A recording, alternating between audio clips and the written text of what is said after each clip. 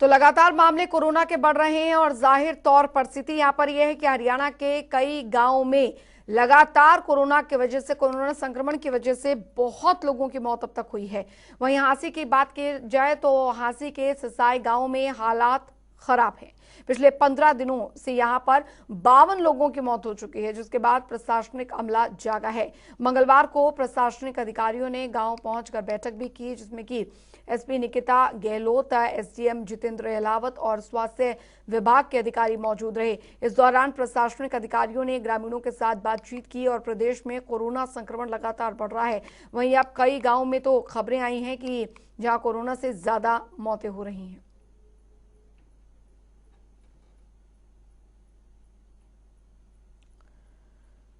तो हांसी के सिसाई गांव में भी हालात जो हैं वो यहाँ पर खराब बने हुए हैं। कई मौतें अब तक कोरोना की वजह से हो चुकी हैं, जिसकी वजह से आपको बता दें कि अब प्रशासन जो है वो अलर्ट हुआ है और जाहिर तौर पर जहां पर मेडिकल फैसिलिटी जो है वो नहीं पहुंच पा रही है, जिसकी वजह से अब स्थिति को सुधारने की कोशिश जो है वो की जा रही है और मेडिकल कैंप्स जो हैं वो लगाए जा रहे हैं।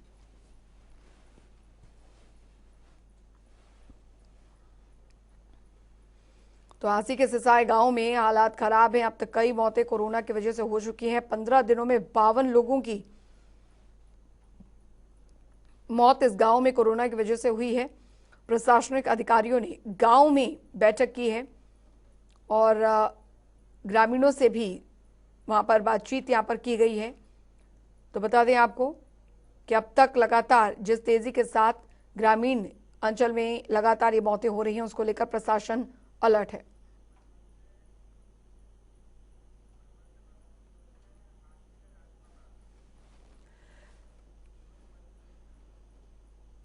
और पलवल से भगत सिंह तेवतिया हमारे साथ जुड़ गए हैं और राजकुमार बटाला हमारे साथ हिसार से जुड़ गए हैं। ज्यादा जानकारी के साथ पलवल का यहाँ पर रुख कर लेते हैं।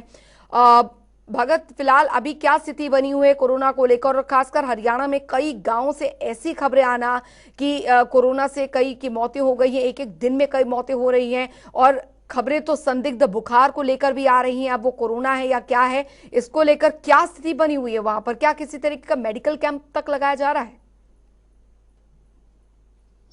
जी बिल्कुल, अगर देखें तो यहाँ पर जिस तरह से लगातार जो कोरोना का कहर शहरों में जारी है, वहीं ग्रामीण अंचल में जो पिछली बार ग्रामीण कोरोना की जो लहर थी वो दूर थी, लेकिन इस बार जो कोरोना की जो लहर वो गाँव में प्रवेश कर चुकी है और कई गाँव तो ऐसे हैं जब दिन सबसे ज्यादा मौतें हो रही है लगातार। हालांकि जो ग्राम पंचायत है वो लगातार गाँव को सैनिटाइज करने में लगी हुई है। स्वास्थ्य विभाग की टीमें घर जाकर जांच करने में लोगों की टेस्टिंग कर रही है, लेकिन जो वायरल का प्रकोप इस कदर फैला हुआ है कि उसके चलते लोगों को ये समझ में नहीं आया कि ये कोरोना से होता या वायरल या दूसरी जो जिसको कहते हैं उससे टाइफाइड, उससे मौतें हो रही है। तो लगातार मौतों का सिलसिला लोगों में एक भय का माहौल बन रहा है। हालांकि प्रशासन लोगों को बार बार जाकर जागरूक कर रहा है कि घबराने की कुछ नहीं, कोरोना से लड़ने की आवश्यकता है और उसके लिए सोशल डिस्टेंसिंग हुआ है, मास्क लगाना और एक दूसरे से दूर बना कर रखें ताकि इस बीमारी से बचा जाए।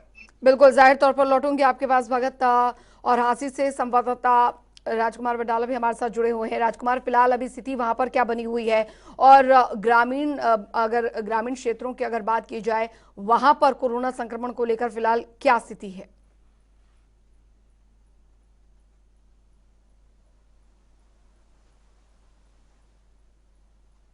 राजकुमार, आप तक मेरी आवाज पहुंच पा रही है? राजकुमार तक लगता है संपर्क नहीं हो पा रहा है। एक बार फिर से भगत के पास हम लिए चलेंगे आपको। भगत, फिलहाल क्योंकि अभी हरियाणा सरकार ने एक बड़ा फैसला भी लिया है, कम से कम 25 वोल्वो बसों को चलते फिरते अस्पताल में तब्दील किया है, जो कि हरियाणा के प्रत्येक गांव-गांव में जाकर वहां पर एज ए मेडिकल कैंप जो है वो वहां पर काम करेंगे, डॉक्टर भी उसमें होंगे। इसको लेकर भी अभी फिलहाल वहां पर प्रशासन की क्या तैयारियां हैं? कब तक ये बसेस जो हैं वो वहां तक पहुंचेंगी या अभी जब तक वो बसेस नहीं पहुंच रही हैं तो तब तक वहां पर क्या मेडिकल सुविधाएं ग्रामीणों को दी जा रही हैं? बिल्कुल, यहाँ पर जो स्वास्थ्य विभाग में जिला जो सीएमओ है यहाँ पर डॉक्टर प्रदीप, उन्होंने जो स्वास्थ्य विभाग की बाकायदा यहाँ पर टीमें गठित की हैं और आशा वर्करों और आंगनबाड़ी वर्करों के साथ जो स्वास्थ्य विभाग के कर्मचारी हैं वो घर घर जाकर ये पता लगा रहे हैं कि किस घर के अंदर कोई बुखार से पीड़ित है या कोई दूसरे जो जी। जुकाम खांसी और उनके पीड़ित है, उनको लगातार टेस्टिंग के लिए आमंत्रित किया जा रहा है।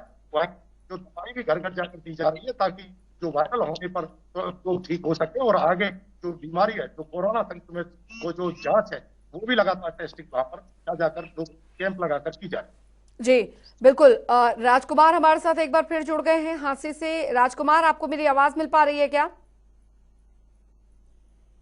चलिए, लगता है संपर्क नहीं हो पा रहा है। भगत, फिलहाल वैक्सीनेशन को लेकर क्या स्थिति है? वैक्सीनेशन ड्राइव जो कि चलाया जा रहा है और कोशिश की जा रही है कि हर कोई जो है वो वैक्सीनेटेड हो, वहां पर वैक्सीनेशन अभियान को लेकर क्या स्थिति है? जी बिल्कुल, वैक्सीन की अगर बात करें तो लगातार जो वैक्सीन के लगातार कैंप स्वास्थ्य विभाग द्वारा लगाकर, सामाजिक संस्थाओं द्वारा भी यहाँ पर सहयोग कैंप लगाकर लोगों को ज्यादा से ज्यादा वैक्सीन यहाँ पर लगाई जा रही है। वहीं वो लोगों में पहले एक वैक्सीन लगवाने के लिए वो बेहतर से लगवाने से मना कर रहे थे, लेकिन अब लगातार लोगों में भी जो कोरोना की लहर दूसरी आई है, उसको लेकर लोगों में भी वैक्सीन लगवाने को लेकर उत्साह बढ़ा है कि उन्हें वैक्सीन लगवानी चाहिए। तो लगातार जो वैक्सीन का कार्य है वो भारी यहाँ बड़े पैमाने पर किया जा रहा है, और घर घर जाकर जो स्वास्थ्य विभाग के कर्मचारी हैं वो गांव में कैंप लगा करके लोगों को वैक्सीन लगाने में लगे। जाहिर तौर पर, लेकिन कोरोना संक्रमण जिस तेजी के साथ बढ़ रहा है, कोशिश की जा रही कि प्रत्येक अस्पतालों तक जो ऑक्सीजन की सप्लाई है वो पहुंचे। अगर बात पलवल की जाए भगत, तो वहां पर जो अस्पतालों में व्यवस्थाएं हैं, खासकर आईसीयू बेड्स और वेंटिलेटर और ऑक्सीजन सप्लाई को लेकर, वो कैसी हैं? जी बिल्कुल, 2 दिन पूर्व भी जनता टीवी ने इस मामले को, जो पलवल सिविल अस्पताल की जो व्यवस्था थी उनको लेकर बड़ी भारी पैमाने पर उठाया था, और उसके चलते स्वास्थ्य सुविधाओं में यहाँ बेहतर जो सुविधाएं वो देखने को मिली है, और स्वास्थ्य सुविधा में सुधार भी आया है। और रेड क्रॉस सोसाइटी और सामाजिक संस्थाओं के माध्यम से भी कल भी यहाँ पर 20 से 30 लोगों को जो सिलेंडर मुहैया उनके घर घर पहुंचाने का कार्य किया गया। तो इस स्वास्थ्य सुविधाएं निरंतर यहाँ पर जो लोगों को बेहतर स्वास्थ्य सुविधाएं पहुंचाने का कार्य जो स्वास्थ्य विभाग कर रहा है, और लोगों में भी स्वास्थ्य विभाग का सहयोग करने का पूरा उत्साह बना। भगत, लॉकडाउन लगा हुआ है, पूरी कोशिश प्रशासन की तरफ से भी की जा रही है कि लोग इस लॉकडाउन को, जो पाबंदियां लगाई गई हैं, उसे फॉलो करें। वहां पर लॉकडाउन का कैसा असर है? क्या पाबंदियां वहां पर देखने को मिल रही हैं? बिल्कुल, लॉकडाउन की अगर हम बात करें तो पूरी तरह से ये बाजार और बंद है। तो तरफ जो पुलिस की टीम है, कंटेनमेंट जोन हो या जोन जो शासन द्वारा निर्धारित किए गए, उनमें किसी भी आवाजाही को पूरी तरह से रोका गया है, और बाकायदा नाका लगाकर और बांस बल्ली लगाकर के उन गलियों में लोगों को जाने से रोका जा रहा है। वहीं पुलिस की टीमें हर चौराहे पर तैनात की गई है, ताकि कोई व्यक्ति बेवजह इस लॉकडाउन के समय में बाहर ना निकले, ताकि संक्रमण को पूरी तरह से रोका जाए। जाहिर तौर पर कोशिश यहाँ पर यही की जा रही है कि अस्पतालों में भी जो पूरी सुविधाएं हैं वो यहाँ तक दें, और लोगों से ये भी कहा जा रहा है कि घरों में आइसोलेट हैं तो वहां पर भी पूरी सावधानियां जो हैं वो बरतें।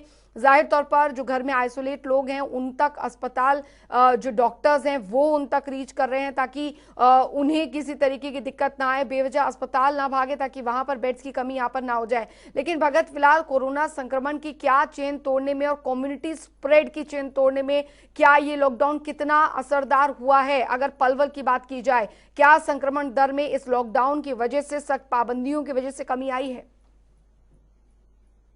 जी बिल्कुल, जिस तरह से पूरी तरह से लॉकडाउन का असर, खासतौर जो जिस तरह से कोरोना की जो या दूसरी लहर थी वो लगातार बढ़ती जा रही थी, और लोगों का जो संक्रमण है वो तेजी से यहाँ पर जो अगर देखा तो पॉजिटिव संख्या लगातार बढ़ती जा रही थी। लेकिन अब जब जिस तरह से लॉकडाउन में सख्ती प्रशासन द्वारा की गई है, वहीं लोगों का भी सहयोग मिला है, तो उसमें निश्चित तौर से लगातार हम देखा तो प्रतिदिन के आंकड़ों में यहाँ कमी आती दिखाई दे रही है, और उसका फायदा लोगों को भी जो बीमारी है उसकी चेन तोड़ने में यहाँ पर बिल्कुल साफ दिखाई दे रहा है। चलिए, बहुत बहुत शुक्रिया भगत सिंह तेवत।